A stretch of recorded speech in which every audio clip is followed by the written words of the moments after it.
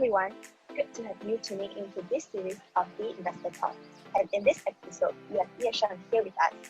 So to introduce, Ye Sheng is the co-founder of Farquhar Capital. He was also the instructor who conducted the 7 weeks of training modules for NAV Angel Ventures Startup NAV. So Ye Sheng, perhaps you want to start off by sharing more about yourself and how you got interested into this industry.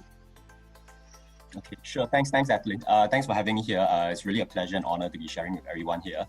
I guess for me, how it all started was that, I've always been interested in innovation and entrepreneurship since my university days. I was actually studying in NTU, and I was really, I was interested in really being an entrepreneur, starting up something, doing something of my own, having that sense of achievement. So for me, I guess I was kind of I did my own startup actually during my university days. Actually, I started a couple of side businesses ranging from supper delivery to starting a tuition agency to really selling clothing and apparel online.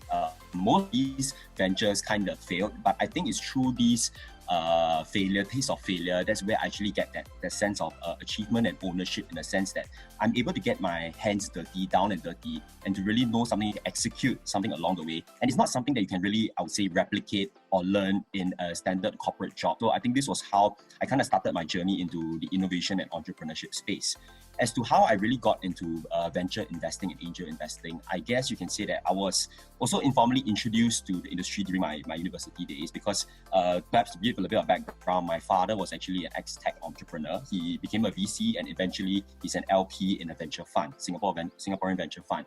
So I was actually informally exposed to all the various meetings and the inner workings of the fund. I was sitting through together with some of the partners, the general partners of that fund, the very old and I would say one of the long-standing VC funds out there in the market right now. And it's through this interaction with the partners and through the investee companies and founders, that was where I kind of learned a little bit more about the angel investing ropes. And I also participated in a few angel investing and co-investment deals together with them.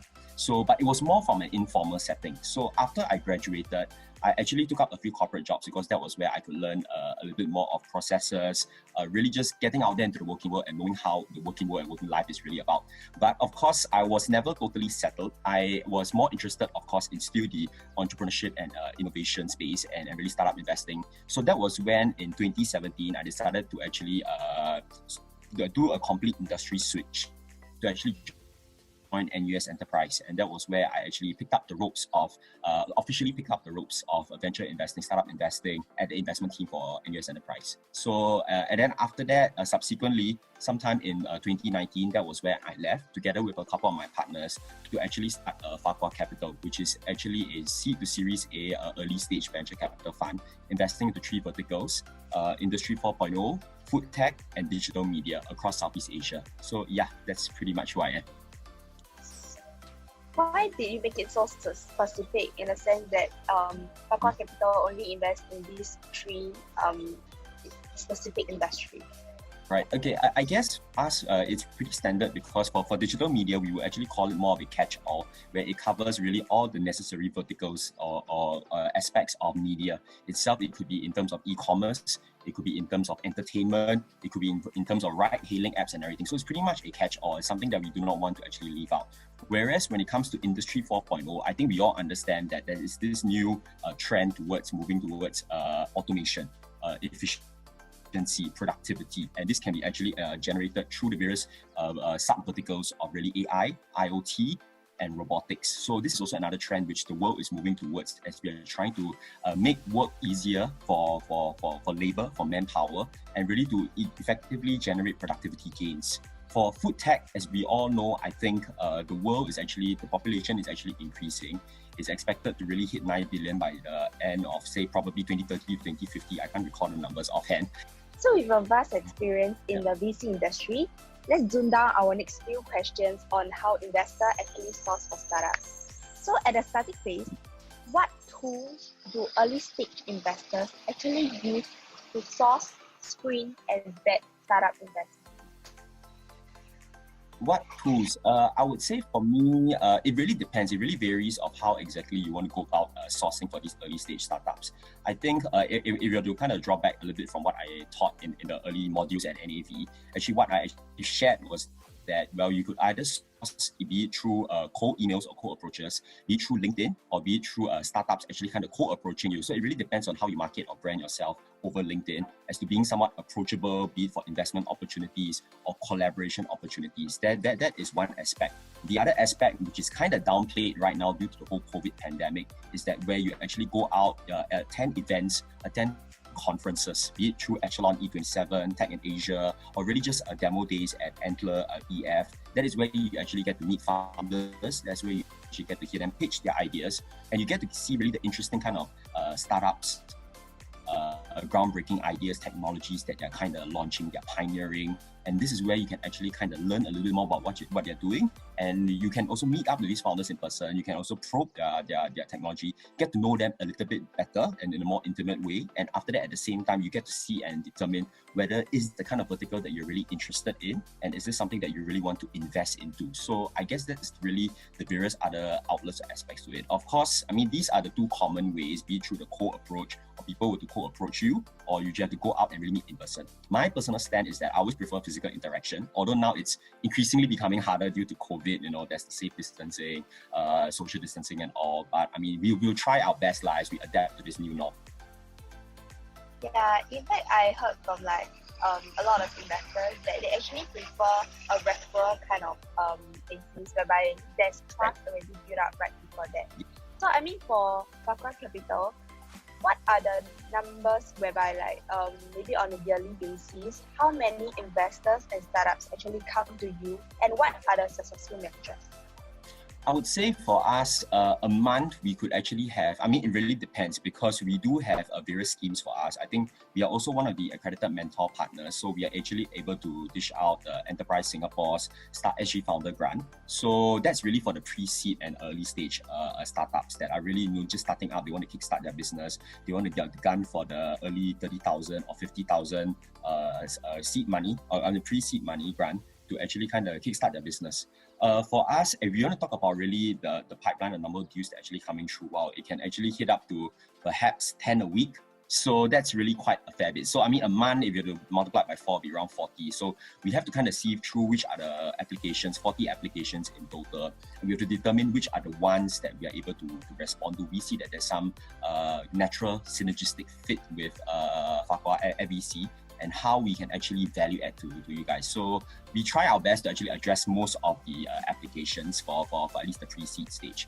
If you're really talking about the later stages, the seed to Series A onwards, that is where it's usually true, like what you mentioned, our old contacts, internal referrals from people who we are familiar with, our ex-portfolio companies or founders that we are really more accustomed to. They've spoken to us before. We have helped them in one way or another. They have helped us in one way or another.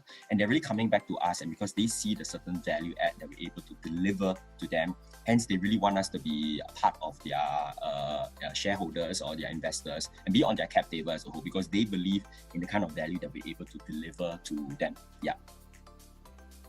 Right, just now you mentioned that Farquhar Capital actually see whether you guys are really a good fit between the investors and the startup. So what really determines a good fit between investor and startup? Is it solely based on investors' portfolio, or based on the typical investment portfolio that these investors? Okay, I guess the first cut or the first step is always about the chemistry with the founders, right? Because you need to actually have what we're always looking at is, when it comes to really investors and investee companies, it's always about forming that natural relationship. We always see it as, I mean, the general analogy in the startup world is that, when it comes to really startup investing, it's always like dating. Dating in the sense that, you actually have to meet the startup founders. You have to better understand what is their drive, what motivates them, what exactly is the product that they're building, what exactly is the problem that they are solving, and is there really a certain product market fit that they're hoping to actually kind of fit into.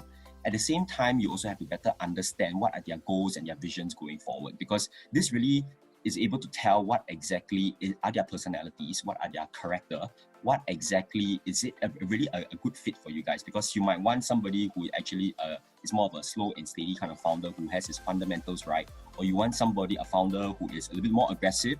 He really just wants to go out there, get things done, get things moving, grab market share. So it really differs, because at the end of the day, I think when it comes to really, like, it's just like how you meet a potential partner.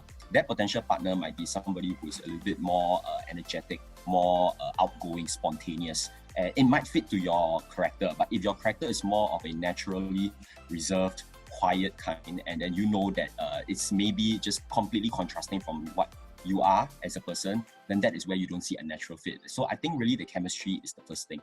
The second thing onwards is, the second thing really is that it's always about the potential market size. And I think we also want to see what exactly is the potential market, addressable market that you're really looking to address, and what is the assumptions that you're taking to really size the market and hopefully capture the market. We all know that these are all really just research that you need to actually do, but at the same time, I mean, chances are we always know that some startups may not be able to hit most of their targets, which is totally fair and understandable. But it's a matter of how they're willing to innovate and to adapt to really just approach the market in a different way, and maybe, who knows, chances are you might actually be able to capture a greater market share. So it's really about more of the innovativeness of the founder. So that is of course tied together with the first part, which is really about the team itself. But of course the market potential is something that we also look at. The next portion that we would actually look at, I would say, is really about the solution or the value that you're really delivering, because you also need to know what exactly does your product do and what is the compelling benefits that the product is able to deliver. Really it's just about the value that the product is able to deliver. And really, of course, the next thing is the unique selling point, which is really what's your secret sauce. What makes you stand out from the competition out there in the market, which isn't something that you can easily kind of define at this very early stage. But if you try your best, it's always through a bit of iteration, through execution. That is where probably after a while you'll be able to kind of figure out what exactly is your secret sauce if you have not thought of it in the initial stages. Yeah. In the initial phase where there are so many investors and so many startups actually come to you, perhaps a percentage of it, there wouldn't really be a match. So do you actually put these investors or startups, like you just put them aside, or you try your very best and try to let them meet up and see whether there's any compromising point whereby they can compromise each other on certain kind of level of expectation? Mm-hmm. For me, my stand is that... Yeah, right. Sorry. For me, my stand is that if I have the chance or the opportunity or really the time or the bandwidth to meet up with these founders, I'm always more than happy to actually meet up with them. If I do my initial screening, I realize that, hey, there is some sort of a natural fit, usually in terms of if it fits within our 3 verticals, that is where I would say, okay, hey, maybe it's worth meeting them in person. And if they have kind of done their homework, which is I kind of usually illustrated in their pitch deck, what exactly is the problem, what exactly is the solution that they're delivering, I think we can actually initiate a first meeting with them to kind of better understand. But my stand, as of course, generally is that, right, once we meet up with these founders, we would also have to kind of measure our own allocation and our own bandwidth, whether is this the right time for us to invest. Maybe the startup might be a little bit too early for us, and then that is where, okay, we have to kind of decline them in a sense early. I mean, decline them early and saying that, oh, okay, maybe it's too early for us, we are not able to invest at this point in time, but let's stay in close contact, let's stay in touch, and we'll better be able to understand and follow up with you, and when it's a little bit more visible with regards to your traction and your growth in the coming few months. My personal stand, like what I mentioned, really is that I don't like to lead people on. If I feel that actually right now it's not something that, it's a opportunity that might not be a good fit for us, be it in terms of we are busy with something else, or we have our funds allocated to another particular investment opportunity, then I'll just be upfront and mention that, say, hey, I'm not able to commit at this point in time, but let's stay in touch, because who knows what might happen in the future. Yeah. Alright, thank you for sharing that. I have a last question for you here. So what was it that interests you in NUS Interventure that makes you want to come on board and help us as like the instructor for the module training? I think for me, it's more of a personal sentiment, because I think it was a chance for me to really give back to my alma mater, because I also did my master's at NUS. So I think this was something that I see a certain natural synergy and fit. I also worked at NUS Enterprise, so I have this natural affinity affiliation with NUS. And of course, when NAV Angel Ventures started up, I thought, okay, this is really a chance for me to give back to the students, to really the budding entrepreneurs or investors, and begin sharing and passing on this knowledge of what I know to the next generation of, really, like what I mentioned, budding entrepreneurs and investors. Personally, of course, I'm also still learning new things every day myself. And I really treat this as a two-way kind of process where I really get to learn from the members, from you guys, and also to soak in the passion and the energetic drive from you all as well.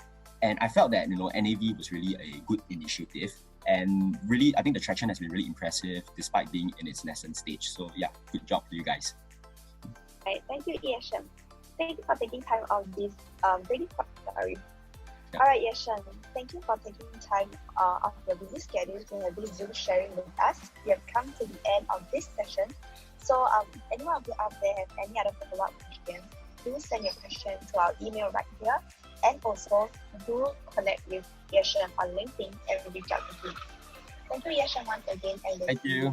Thank you. Hope very well. Everyone's doing well. Stay safe, healthy. Bye.